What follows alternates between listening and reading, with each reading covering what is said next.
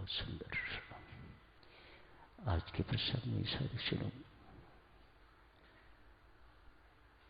महान सेवक हनुमान जी, भक्त शिरोमणि हनुमान जी का आगमन हो गया है। राम जी से मिलन हुआ, दर्शन हुए। उन्होंने सुग्रीव से मिलन करवाया है, मित्रता हो गई है। एक दूसरे के दुख सुख के साथी हो गए हैं प्रभु राम एवं सुग्रीव। सारी रामायण जी में एक ही व्यक्ति हैं जिनको प्रभु राम ने अपना भाई कहा है। हम 4 थे, आप सहित 5 हो गए।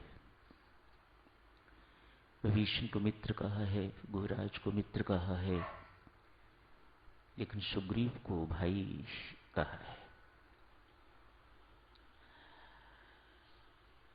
मित्रता के उपरांत सुग्रीव अपनी व्यथा सुनाते हैं। बाली से किस प्रकार वे त्रस्त हैं, सब भेद बताते हैं। प्रभु राम ने आज अभी अंत में बाली को मार दिया है। आध्यात्मिक दृष्टि से सदस्यों, सुग्रीव एक साधक वृत्ति है जो हम सब हैं। हम सब साधक बैठे हैं। हमारे अंदर एक साधक की वृत्ति है, साधनारत हैं हम। इस वक्त भी हम सब साधना में हैं। सुग्रीव साधना वृत्ति है तो बाली अभिमान वृत्ति है। जो हालत बाली सुग्रीव की करते हैं, वही हालत अभिमान हमारी करता है। जैसे सुग्रीव बाली से पिसते हैं, पिटते हैं, हारते हैं, ठीक इसी प्रकार दिन में ना जाने कितनी बार हम भी अभिमान से पिसते हैं, पिटते हैं एवं हार खाते हैं। हनुमान जी महाराज संत की भूमिका, गुरु की भूमिका निभाते हुए जीव को, साधक को परमात्मा से मिला देते हैं, परमात्मा का आश्रय दिला देते हैं। सुग्रीव अब रामाश्रित है, जैसे हम सबको भी होना चाहिए। बिन रामाश्रय, बिन राम के अभिमान मरता नहीं है। अभिमान तो साधक सुनो इतना महान दोष है, इतना भीषण रोग है। ये साधक को नहीं छोड़ता, सिद्ध को नहीं छोड़ता, सामान्य व्यक्ति को नहीं छोड़ता। सुग्रीव साधक है, अभिमान से हारने वाला। लेकिन जब एक साधक अपनी साधना के कारण, तपस्या के कारण या किसी आश्रय के कारण अभिमानी हो जाता है, तो भगवान उसे पहचान नहीं पाते, ये सुग्रीव है या बाली। यही घटित अभी हुआ।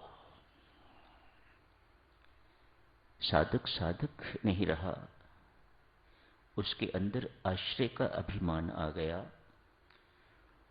तो 2 बाली लड़ रहे हैं, सुग्रीव नहीं रहा, तो भगवान मारते किसे?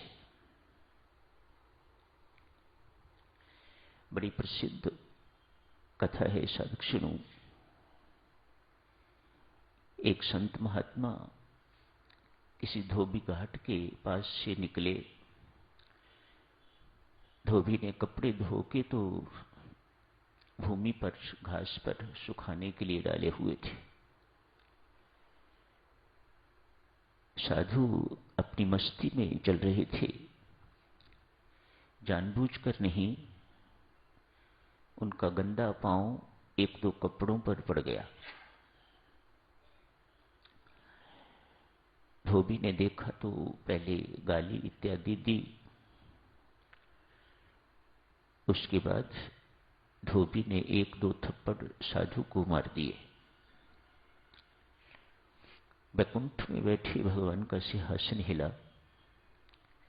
मेरे भक्त ने जानबूझ के गलती नहीं की, ये दुष्ट इसे मार रहा है, मुझे इसकी रक्षा के लिए दौड़ना चाहिए।